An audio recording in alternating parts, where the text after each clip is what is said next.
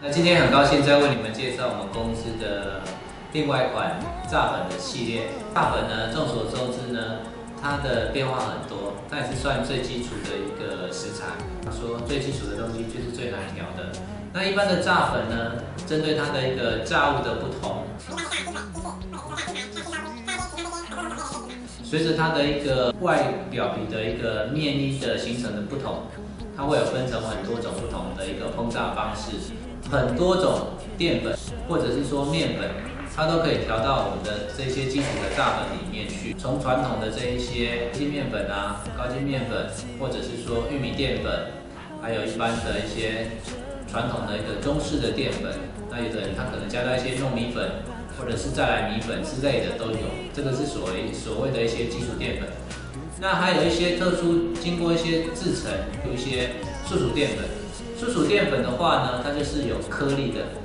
它有分有颗粒的跟没有颗粒的细粉。那这个又随着它的分类的范围很广，又分得很细。这个改天我们再为你们去做一个简介。那今天呢，最主要跟各位介绍的呢，就是我们公司的其中一款的一个果浆的炸粉系列。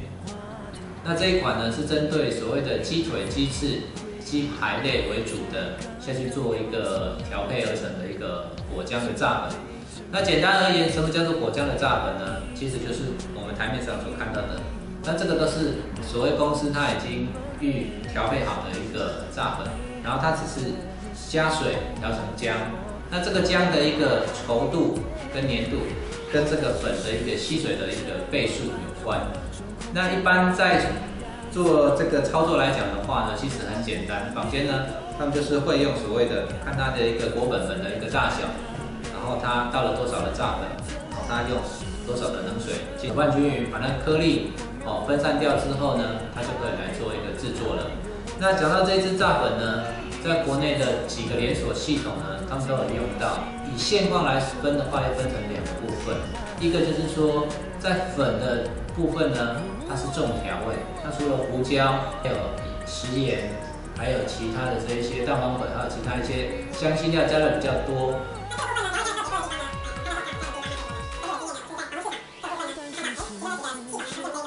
那所以说呢，这种果浆的炸粉啊，它可以烹炸的一个种类啊就很多。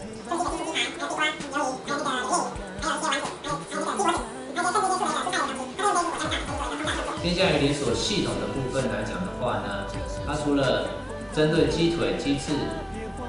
然后还有这些地瓜，还有这个甚至一个炸鸡皮的一个部分之外呢，他们的一个调味就没有调得那么重了。坊间所碰到最多的一个调味就是两个部分，一个就是说他们通常有加奶香的味道在里面，第二个呢，它有加少量的一个食盐在里面。然后至于是说蛋黄粉的话，这个是必备的一个成分了。那因为北中南它随着这个大物的一个基础不同，北部呢，它会把这个鸡腿、鸡翅呢稍微腌制过一下。中南部呢，我们所碰到的情形呢，很多这一些业者他的一个鸡腿、鸡翅，他就是强调他们有腌制，他强调快速、方便、好操作。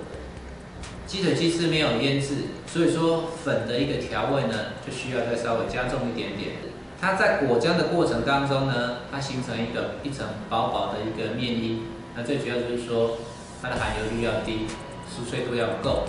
但是起来之后呢，它再撒上一些比较重口味的一些胡椒盐系列，这样它的一个口感也是相当的特别。跟各位介绍的这一支粉呢，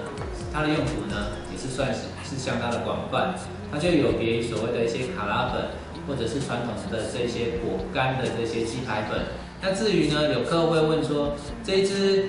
果浆的一个炸鸡粉拿去炸鸡排好呢，好或者是不好？当然，炸鸡排呢，它去炸成所谓的一个脆皮鸡排，当然是可行，因为它里面还是有加到膨胀剂的一个成分在里面。那如果膨胀剂的比例高的话，对于鸡排它跟那个面衣的中间，它的一个粘合度会有所影响。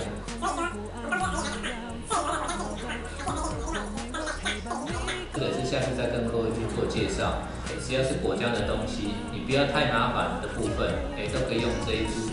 支炸粉来做一个尝试。炸粉呢，它千变万化啦。我们公司调的也不是说只这几支而已，但是以这2支为基础的其他的一些